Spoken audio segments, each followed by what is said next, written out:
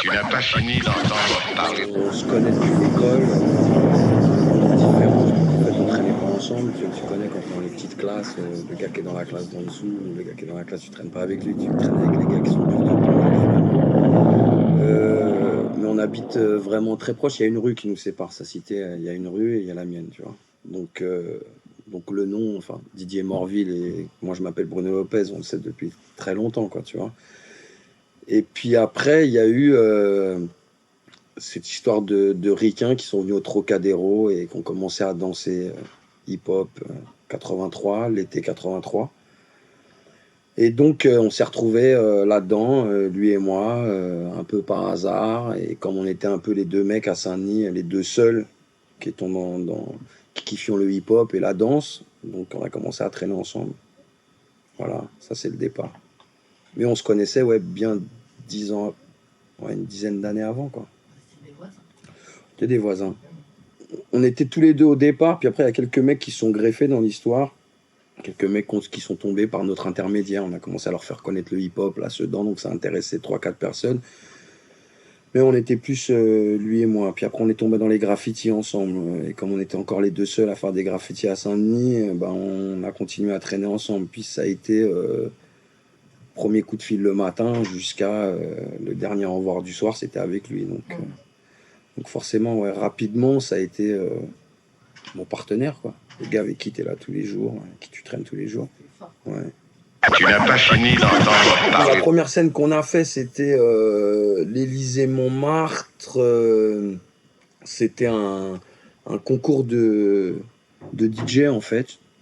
Coupe de Paris des DJ, un truc comme ça. La veille, on n'avait toujours pas de musique. Donc on débarque chez Solo, qui avait un peu de matos. Eux aussi passaient ce soir-là, donc ils finissaient leur dernière maquette. Nous, on avait deux morceaux mal faits, enfin, tu vois, à peu près des petits bouts à droite à gauche, des petits refrains, mais bon, c'était pas très structuré.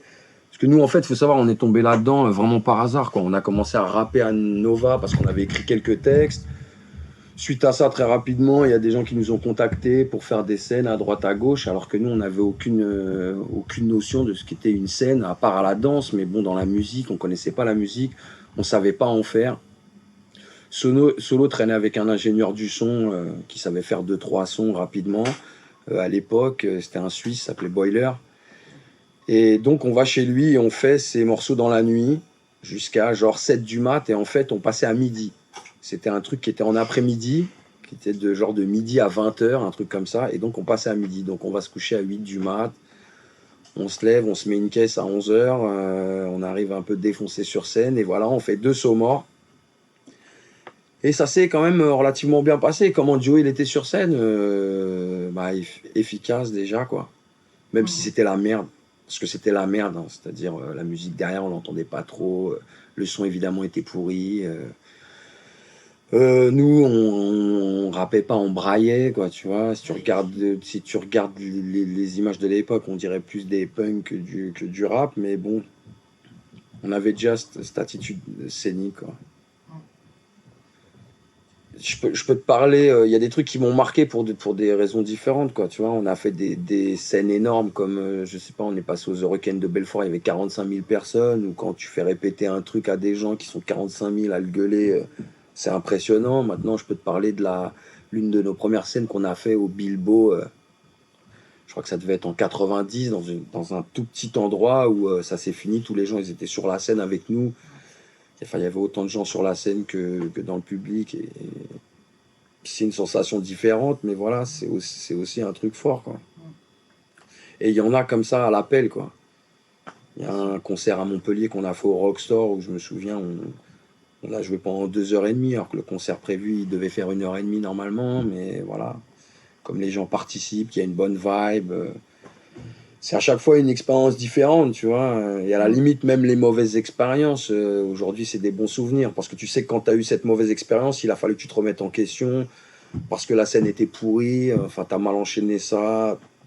Tel truc était mal pensé, mal senti. Donc à ce moment-là, tu te dis, ah, bah, en fait, on n'est peut-être pas les champions du monde. Donc tu retournes au taf et puis ça te fait avancer. Bon, en général, même quand on réussissait des concerts, on n'était pas dans l'optique, on est champion du monde non plus, quoi. On s'est toujours remis en question, ce qui fait qu'en fait, les 4 albums d'NTM, quand tu les écoutes, même s'il y a la même fibre, l'évolution musicale, des flows, des façons d'aborder les sujets, ça a quand même évolué. Parce qu'à chaque fois, on se disait, ouais, mais on écoute quand même pas mal de rap ricain et on voit bien le fossé qu'il peut y avoir entre leur talent et le nôtre. Donc, il y a un moment donné, si tu te remets pas sur le taf, t'es guélard, quoi. Le premier concert qu'on fait, celui dont je t'ai parlé à l'Élysée-Montmartre, comme on se prenait déjà pour des stars, on avait interdit à tout le monde de nous filmer. Et en fait, il y a un gars qui se trouve sur le côté de la scène, qui se trouve être donc Benny Malapa, qui est celui qui a produit Rap Attitude et qui avait fait La Belle Noire à l'époque. Mais donc ça, il l'a fait après. Donc il a été producteur d'un de nos morceaux après. Et en train de filmer sur le côté, et Joey, en plein milieu du deuxième morceau, s'en aperçoit, il jette son micro, il court, il lui met un coup de pompe. L'autre, il part à l'envers, il fait 150 kilos, c'est un ours. Il lui a mis un coup de pompe, il part à l'envers, il tombe, la caméra se casse, façon. Et il m'a laissé tout seul, quoi. J'étais en train de chanter, et il revient, il reprend le micro et on continue à rapper. Voilà. Ça, c'est notre premier concert. Ouais, pas mal d'anecdotes. Voilà. Ouais, bon. Il y en a 200 000, quoi. Il y a à Poitiers où on joue avec un quart de pouce. C'est des magnétos, en fait, à bande, tu vois. Et en fait, on va dans la loge avant et on était une dizaine et on commence à guetter parce que dans la clique, tout le monde taguait, tu vois. Donc, on commence à niquer la loge au marqueur. Il y en a un, il trouve intelligent de monter sur le 2 pouces, enfin un quart de pouce. Il monte dessus, il tag et en fait, le truc tombe et il casse les... En fait, tu vois, quand tu mets les bobines, il y a un petit truc pour bloquer la bobine. Tu sais, le petit truc qui fait que la bobine ne va pas sortir. Ben, c'est tombé dessus, donc ces trucs-là se retrouvent cassés. Donc le magnéto arrive encore à lire, mais on peut plus le mettre debout, sinon la bobine elle tombe. On est obligé de le mettre le truc couché. Et en fait, donc on fait tout le concert comme ça avec un mec qui tient à peu près les bobines parce qu'elles tournent, mais elles font comme ça, tu vois. Et à un moment donné, au milieu d'un morceau, il y a la bobine qui part. On est encore en train de rapper parce que la musique, on l'entend toujours, vu que la bande, elle passe toujours dans le lecteur. Mais l'autre côté de la bande, tu sais, elle commence à rouler comme ça, on mate le truc, on s'arrête de rapper. En 2 secondes, le truc se dérègle. On a fini à cappella, on a chanté, je sais pas, un quart d'heure à cappella parce qu'on n'avait plus de musique. Voilà, ça c'était le 3e ou 4e concert. Après, comme je t'ai dit, quoi, des anecdotes, il y en a aussi dans des big concerts où je sais pas, où tu chantes un saut mort et puis à un moment donné, tu as 5000 personnes qui sont en train de reprendre une partie du couplet et tu chantes plus et tu as toutes les personnes qui chantent. Quand c'est sur un morceau en plus où il y a de l'émotion un peu, je sais pas, comme des morceaux comme Tout n'est pas si facile ou des choses comme ça, ça le fait. C'est un truc qui te fait dire que tu as envie de retourner le lendemain et revoir ce que ça fait, quoi. C'est des sensations super curieuses, quoi, que t'as pas dans la vie, évidemment, de tous les jours. Tu n'as pas fini d'entendre parler. Ça a été ma moitié pendant 20 ans et pas que dans la musique, quoi. Donc forcément, il me connaît par cœur, on se connaît. Donc, tu vois, dans la vie, quand tu as une relation comme ça avec quelqu'un, forcément, c'est comme il le dit, quoi, une histoire de couple, tu vois, où on sait pas à qui. On a un peu cette relation-là, où on se connaît par cœur, où on peut pas se la faire. La moindre humeur, le moindre truc, on le connaît. Donc, il y a même des non-dits chez nous qui font que des fois, il y a des embrouilles sous-jacentes sans qu'on se le dise, quoi. Donc, il y a un espèce de climat de tension qui fait que, tu vois... Donc voilà, il représente tout ça. Après, tu vois, mettre un mot sur ce qu'il peut représenter, c'est mon pote, c'est les gens, en fait, quand tu les rencontres dans ta vie, quoi qu'il puisse se passer, t'es là, quoi, tu vois. Artistiquement, ce qu'on a réussi à faire, tu vois, l'évolution aussi. Tu vois, qu'on a pu avoir à travers les albums, quand je te dis comment on prenait la chose comme un espèce de challenge, que on peut paraître nombriliste ou je sais pas, tu vois, alors que je pense qu'on est vachement des gens qui nous remettons en question. Tu connais très bien Joey, donc ça tu le sais. Enfin, tu vois, le doute perpétuel de se dire est-ce que je vais être à la hauteur. Donc à un moment donné, comme tu es un artiste, ben, le charisme ou je sais pas quoi fait que tu montres à tout le monde que tu es à la hauteur, mais intérieurement, il y a aussi des moments de doute, donc c'est comme ça qu'on l'a taffé. Aujourd'hui, je suis pas sûr qu'on ramènerait un 5e album NTM, il serait vraiment mieux et plus abouti, en tous les cas, vraiment avec l'envie qu'on a eue de faire les précédents. C'est-à-dire moi, où j'en étais au 2e et que j'ai commencé le 3e, et pour Didier c'est la même chose, on est dans une configuration où on s'est dit, là on sent qu'on va faire mieux, et il faut vite sortir allons-y.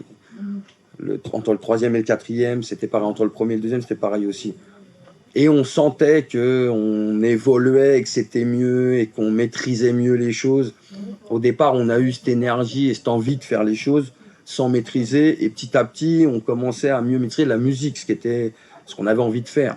Il y a un message à transmettre, mais ça, on n'a pas de problème avec ça, puisque ce qu'on écrit, c'est ce qu'on est, donc on n'a pas de souci. Après, il y a un support musical sur lequel on avait envie d'évoluer et de devenir meilleur. Il y a la façon de rapper, le flow, le travail là-dessus, on en sait quelque chose, travailler la technique pour être à l'heure parce qu'on n'est pas les champions du monde là-dessus. Et aujourd'hui, j'ai pas l'impression que si on partait, on aurait la même envie. Voilà. Et artistiquement, toucher à ce qui a été NTM avec la vérité avec laquelle on l'a faite, ça me dérange. Est-ce que tu comprends ce que je veux dire? Si tu arrives à revenir sur... non, c'est même pas... Si tu arrives à faire ça avec tout et dire qu'on on repart et que... Mais dans nos têtes, je parle, c'est pas juste... Ça se fait pas comme ça. C'est pas... Tu discutes avec quelqu'un et tu dis, tiens, bon, ça y est, on balaye tout. Il n'y a rien à balayer. Ce qui est à balayer, c'est ce qui fait autre que la musique, quoi. Autre que l'envie de faire un bon album.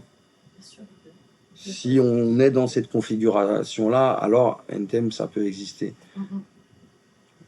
Voilà. Et pour à l'heure actuelle, là, aujourd'hui, Didier fait d'autres choses. Il a un projet de film. Moi, j'ai mon projet d'album solo. On s'est toujours traité d'imposteur, mais on n'a jamais voulu faire dans l'imposture. On dit imposteur parce qu'on n'a jamais été musicien et qu'on arrive là-dedans et que tu vois très bien ce qu'on peut voir en tous les cas dans le truc de Canal, même s'il y a plein de trucs que j'aime moins, c'est que il se prend pas au sérieux, Didier. Et donc il y a ce côté-là à dire on est des imposteurs, ouais. Et que effectivement aujourd'hui on a aussi des projets solo, machin, et qu'on peut pas tout faire si on veut pas le faire dans l'imposture. Tu vois ce que je veux dire? Pas les choses comme ça, on les prend, on les fait, tac. Tu vois ce que je veux dire? Si on veut être moi aujourd'hui, excuse-moi, hein, moi je fais aussi d'autres que trucs un peu, j'ai une queue-marre un peu. Et je vois quoi, déjà que rien que ça, tu peux pas, t'es pas optimum là, c'est pas vrai. Parce que un projet dans sa vie, déjà c'est énorme. NTM, ça nous a pris tout, notre temps. Je pouvais pas faire autre chose. Ou alors j'aurais fait NTM moins bien, enfin pas, je l'aurais pas vécu de la même façon, quoi. Donc me dire que tu es capable de faire ça, j'y crois pas. Là, j'ai écrit un texte il n'y a pas longtemps qui va sortir sur une compile, sur le hip-hop. Moi, je regrette les sensations que j'ai pu avoir, même bien avant NTM. NTM, c'est fort dans ma vie. Hein. C'est même sûrement peut-être le truc le plus fort, évidemment, que j'ai senti des trucs. Mais bon, quand je partais à New York, tout seul... cette envie-là, qu'aujourd'hui, ça n'a plus rien à voir. Je ne vais pas mentir, je ne vais pas faire quoi? Dire, ouais, ce hip-hop, j'écoute du son, je suis dans le son tous les jours. Je fais que ça, je suis en studio tous les jours, je suis avec des mecs qui font du rap tous les jours, j'écris tous les jours.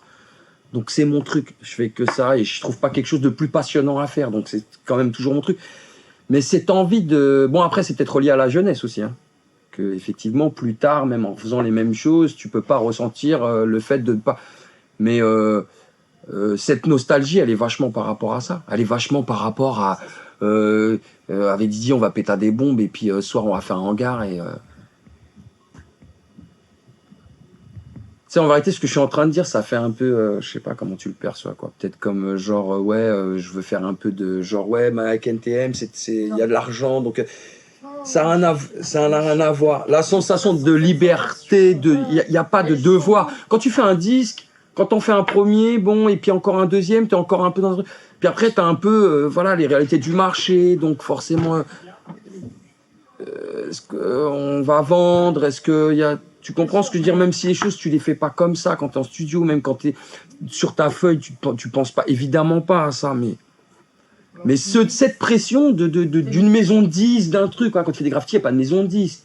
Tu vas péter, tu rates ton graffiti, il est pourri, t'en fous. Tu as passé le bon temps. La vie, c'est passer du bon temps. Le bonheur, c'est ça, c'est être bien à l'endroit où tu as envie d'être, avec qui tu as envie d'être, et pas pour une raison extérieure à j'ai juste envie d'être avec cette personne ou à faire cette chose-là. Ce bonheur-là, je ne le retrouve pas aujourd'hui. Donc, c'est même pas relatif à NTR. Même le bonheur de ce que j'ai pu avoir en jouant au ballon quand j'étais plus jeune, et que de juste toucher un ballon et d'être là, je ne peux pas le ressentir aujourd'hui, même en faisant un album qui vendrait 7 milliards. Et en ayant tout l'or de la terre. Cette sensation-là, tu ne l'as pas. Voilà, c'est tout ce que je voulais dire. Donc, par rapport à cette nostalgie, et par rapport, donc, est-ce que je regrette plus que lui? Je sais pas. Tu vois, peut-être que j'en donne l'air, ouais, je sais pas. Mais je suis nostalgique de tous les moments qui m'ont procuré du bonheur que je ne peux pas retrouver aujourd'hui. Après, je vais le retrouver dans d'autres choses. Si demain j'ai un gosse, je pense que ça va être un autre truc, tu vois, et où je pourrais pas comparer du tout, et qui fait que la vie, en fait, il faut trouver avec son époque le moment qui va te faire kiffer. Voilà. Moi, j'espère qu'il est heureux, quoi, tu vois. C'est tout ce que je peux espérer pour lui. Et s'il est heureux dans ce qu'il fait aujourd'hui, et même s'il est heureux dans, je sais pas, son bordel organisé, comme il dit, quoi, tu vois, tant mieux. Tu vas espèce de tranquillité pour être malheureux, non, tu vois ce que je veux dire. L'important, c'est qu'il soit heureux, c'est ça. Tu fais ça comme... Moi c'est tout ce que je veux, quoi. Tu n'as pas fini d'entendre parler.